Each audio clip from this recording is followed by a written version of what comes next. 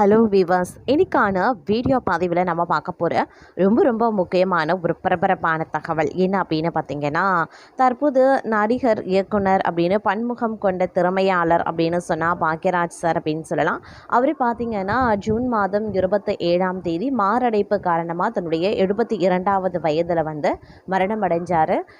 இந்த விஷயம் அப்படிங்கிறது திரைத்துறை மட்டும் இல்லாமல் அவருடைய ரசிகர்கள் மத்தியிலையும் ஒரு மிகப்பெரிய ஒரு சோகத்தை ஏற்படுத்தி இருந்தது.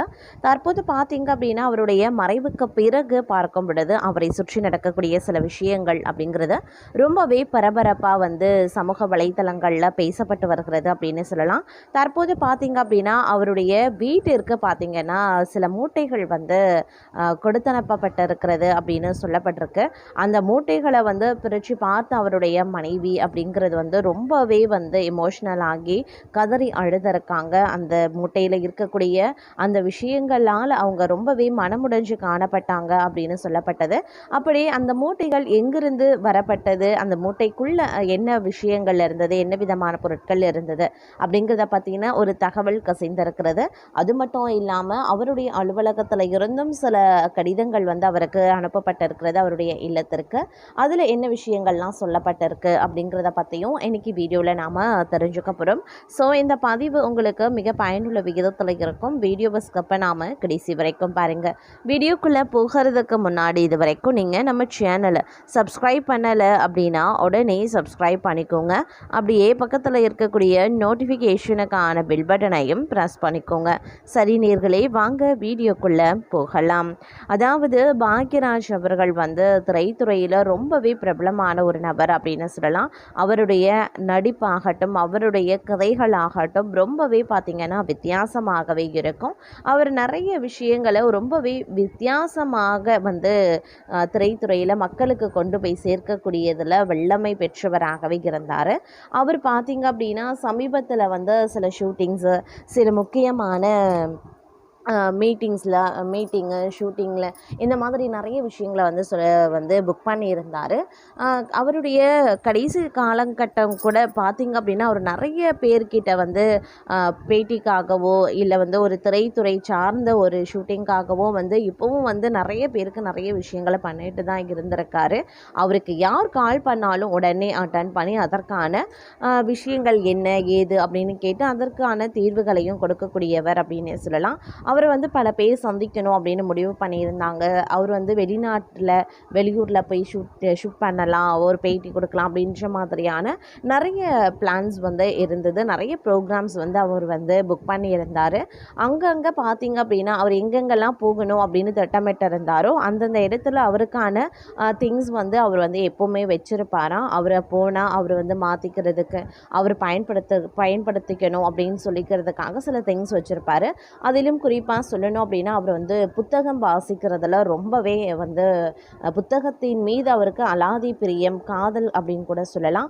அவர் புத்தகம் வாசிக்கிறதுல, கதைகள் எழுதுறதுல, அது மட்டும் இல்லாமல் அவருடைய கண்ணாடி, இந்த மாதிரி கண்ணாடி, அது மட்டும் இல்லாமல் அவர் உபயோகப்படுத்தக்கூடிய ட்ரெஸ்ஸஸ் போன்ற பல விஷயங்கள் எந்தெந்த இடத்துக்கெலாம் அவர் போகணும் அப்படின்னு சொல்லிட்டு அவர் ஒப்பந்தம் பண்ணியிருந்தாரோ அந்தந்த இடங்களில் வைக்கப்பட்டிருக்கிறது. அங்கேருந்து அந்த திங்ஸ்லாம் பார்த்திங்க அப்படின்னா ப்ரொடக்ஷன்ஸ் டீம் பார்த்திங்க அப்படின்னா அனுப்பியிருக்காங்க வீட்டுக்கு. அந்த பொருட்களை வீட்டுக்கு வந்ததும் அவருடைய மனைவியான பூர்ணிமா பார்த்ததும் ரொம்பவே மனமுடைந்து கதறி அழுதுருக்காங்க. இப்போது இருக்கிறதுக்கு முன்னாடி கூட இவ்வளோ பிளான்ஸ் பண்ணியிருக்காரு, இவ்வளோ ப்ரோக்ராம்ஸ் அவர் அட்டன் பண்ணணும் அப்படின்னு நினச்சிருக்காரு. நிறைய விஷயங்களை இன்னும் நிறைய பேருக்கு சொல்லிக் கொடுக்கணும் அப்படின்னு நினச்சிருக்காரு. தன்னுடைய திறமையை இன்னும் வெளி உலகத்திற்கு கொண்டு சேர்க்கணும் அப்படின்னு அவர் நினைச்சிருக்காரு. ஆனாலும் அவருடைய இந்த திடீர் மரணம் அப்படிங்கிறது அனைவரையுமே நிலைகுலைய செய்திருக்கிறது அப்படின்னு தான் சொல்லணும். அந்த வகையில் பார்த்தோம் அப்படின்னா அந்த பொருட்கள், பார்க்கக்கூடிய விஷயங்கள், அந்த மூட்டைகளில் கொண்டு வரப்பட்ட அனைத்து விதமான அவர் சார்ந்த திங்ஸ் பார்த்திங்க அப்படின்னா ரொம்பவே பார்க்கும் பொழுது அவங்களுக்கு மனமுடைஞ்சிருக்கு. அது மட்டும் இல்லாமல் ரொம்பவே ஃபீல் பண்ணியிருக்காங்க. பட் இருந்தாலும் அவங்கள அவங்களுடைய குடும்பத்தார் வந்து தேய்ச்சி இருக்காங்க அப்படின்னு தான் சொல்கிறாங்க.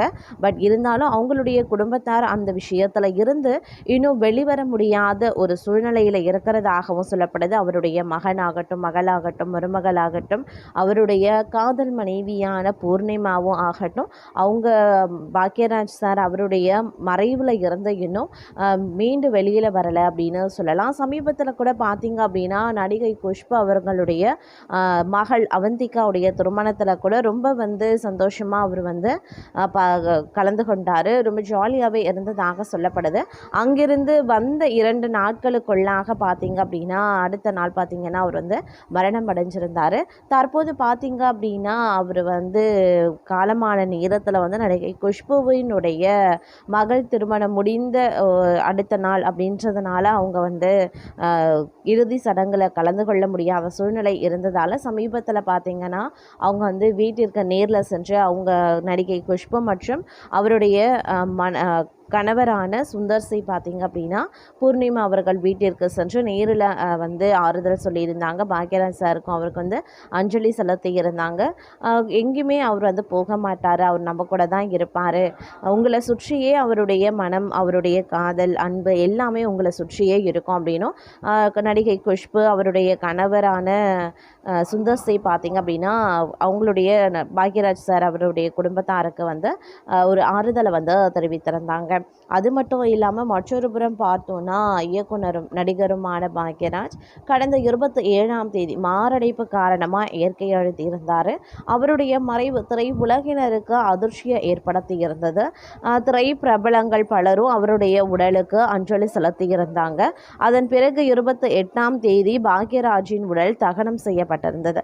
தற்போது பாக்யராஜின் அலுவலக சமூக வலைதள கணக்கில் இருந்து கடிதம் ஒன்று வெளியாகியிருந்தது. அந்த கடிதத்தில் சந்தோஷத்தில் பெரிய சந்தோஷம், மற்றவங்களை சந்தோஷப்படத்தை பார்க்கறது. நான் எழுதிய இந்த வாக்கியத்தை என் வாழ்க்கையின் பெரிய சந்தோஷமாக்கிய என் கோடான கூடி ரசிகர்களையும் தங்கமான தாய்மார்களையும் திரை உலக நண்பர்களையும் என் கண்ணுக்கு கண்ணாகவே மதிக்கிறேன். அதனால தான் என் கண்களை மட்டும் உங்கள் அன்பான பார்வைக்கு விட்டு வந்திருக்கிறேன். பார்த்து கொள்ளுங்க பத்திரமாக. அப்படியே என் கண்மணி சாந்தனுவின் வெற்றிக்கு உங்கள் கைதட்டல் ஆசிர்வாதமாக இருக்க விரும்புகிறேன். என் ஸ்தானத்தில் இனி ரசிகர்களாகிய நீங்கள் இருந்து சாந்தனுவின் வெற்றிக்கு உறுதுணையாக இருக்க வேண்டுகிறேன். நானும் என் வழி உங்கள் அனைவரையும் பார்த்து கொண்டுதான் இருக்கிறேன் அப்படின்னு சொல்லியிருக்காரு. பார்த்தீர்களா, இன்னமும் கண்தானம் செய்பவர்கள் இல்லாத போதும் இருப்பார்கள். பார்வையாய் வரும்போதே எக்ஸ்பைரி டேட் குறிக்கப்படாத உடல் இது. என்றாவது ஒரு நாள் அது தீக்குள்ளையோ இல்லை மண்ணுக்குள்ளேயோ கிரகப்பிரவேசம் செய்துவிடும். எஞ்சுவது கொஞ்சமாவது அஸ்தியும் மீதம் மிஞ்சிய அன்பே, அஸ்தியும் அஸ்தாயும் மட்டும்தான் இருக்கும் என இறுதி யாத்திரையில் வந்து நீங்கள் அனைவரையும் வந்து காட்டிய அன்பில் கண்ணீரில் கருணையில் என் ஆன்மா வந்து சாந்தி அடைந்து விட்டது. இனி நான் நல்ல சினிமாவில், நல்ல திரைக்கதையில், நல்ல மனித மாண்புகளில் உயிர்ப்பாய் இருப்பேன் அப்படின்னு வந்து குறிப்பிட்டிருக்காங்க.